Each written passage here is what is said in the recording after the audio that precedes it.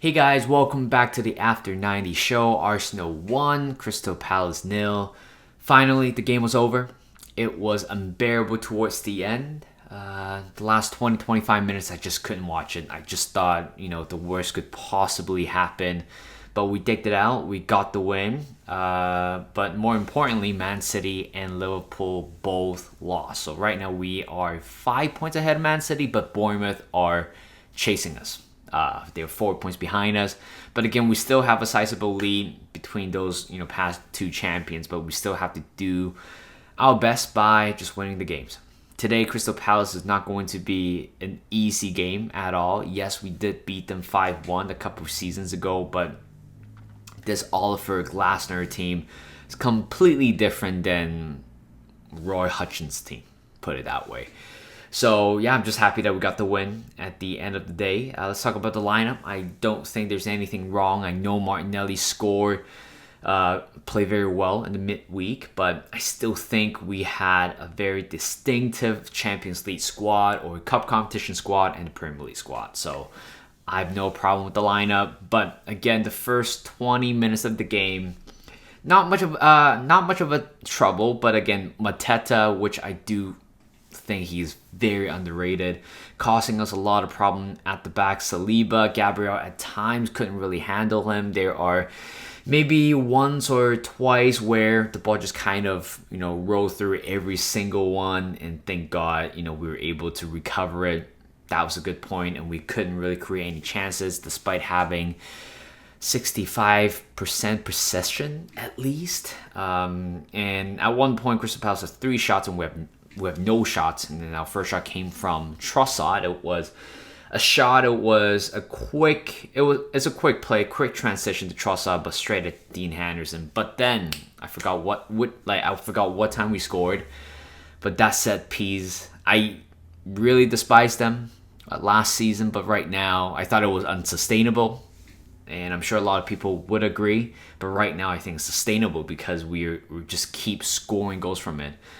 Declan Rice with the cross in, not the best cross, but again, causing chaos on the opposition box, as it has to be him. It had to be him who scored against his former club, Crystal Palace, and it was a very nice acrobatic effort to the bottom right corner. Dean Anderson, all he could do was just to stand there and watch, and that was our first shot on target, and turns out to be a goal.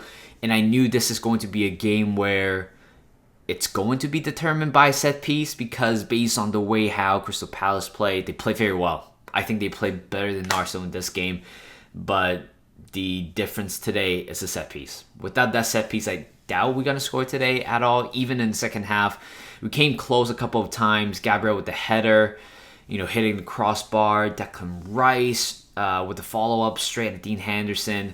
And a Bukayo Saka shot, I think towards the, not latter end, but very close to that, hitting crossbar earlier.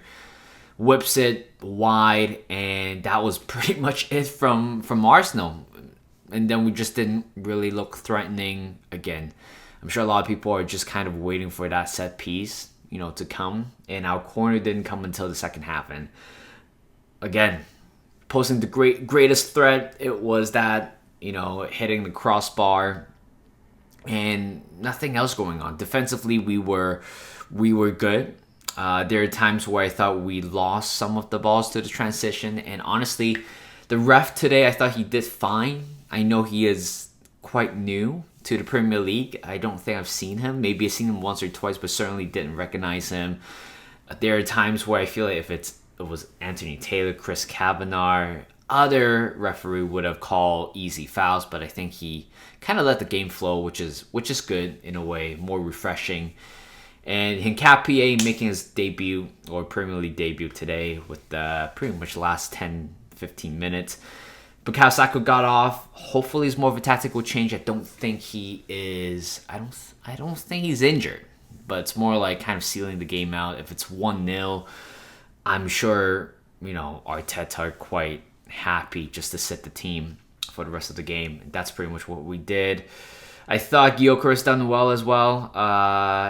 Very hardworking, but nothing on the receiving end. There are a few times where he kind of beat Lacroix to it, but Lacroix, My apologies.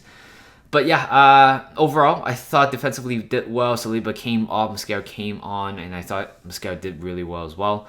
Here's the players' rating for today. You can see how tired I am right now. I'm pretty much going back to sleep after this.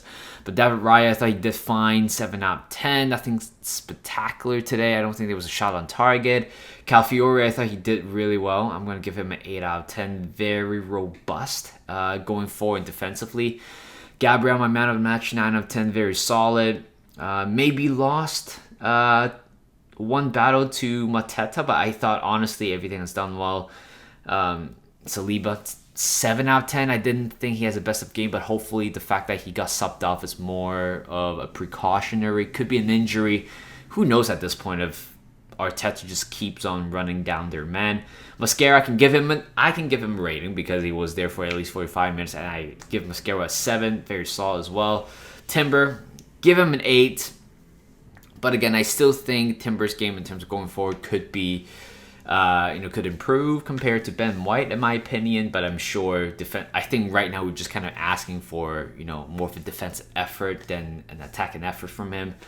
I thought he did good. 8 out of 10. Supermeni, 8 out of 10. Very, very solid as well. Maybe that one misplaced pass early on in the first half, but then that's pretty much it. Controlled the tempo very well overall. Declan Rice, 8 out of 10. A workhorse, in my opinion. I'm sure a lot of people would agree as well. Every time when you thought Crystal Palace have the ball on our own end, you would never expect Rice just comes back and make a great tackle. It happens at least once or twice in the game. I don't without him, it would be more fragile at the back. But we did well. As I'm gonna give him a 7. I know he scored a winning goal for us, but I think other than that, it's been okay, right? Nothing spectacular. But he did his job by helping us to score that winning goal. That is why we signed him. It's to break teams like Crystal Palace that is very robust on their own end, and just one Maverick, perfect quality of his, scoring that goal. Odegaard, Nwaneri, I doubt both of them are able or have the caliber to finesse like him. So I'm going to give him a 7 out of 10. Truss, I thought it was quiet, but I kind of get it why Arteta put him on. I'm going to give him 6. Saka, I'm going to give him 7. Didn't really receive a lot of service. I would have to say Tyrick Mitchell, I thought, on the left-hand side, or even everybody from Crystal Palace on the left-hand side has done really well in terms of coping with Bukayo Saka. Simply, he didn't receive any service. And Gyökeres, I'm going to give him a 6. Again, just didn't really have a spectacular game. It's just decent, okay. Worked very hard off the ball, but that's all you can ask from him. And I thought there's some touches he could have done better, especially towards the end there. You just kind of pass it to no man's land, but thank God it didn't happen. But it's a great week for us. I'm not going to complain. Compared to last week against West Ham, I was not last week, but 3 weeks ago against West Ham, I'm more annoyed with that result is because I know we played really well. I knew we were going to score. I thought we were going to score a little bit more, but today 1-0 to the Arsenal. Ole ole. Set piece FC. Ole ole. I'm gonna take this every single day. Alright, that's pretty much it. I'm going back to bed, and that is it. Thank you guys for watching. Hope you guys enjoyed this video. Like this video, subscribe to my channel, and I'll see you guys in a bit.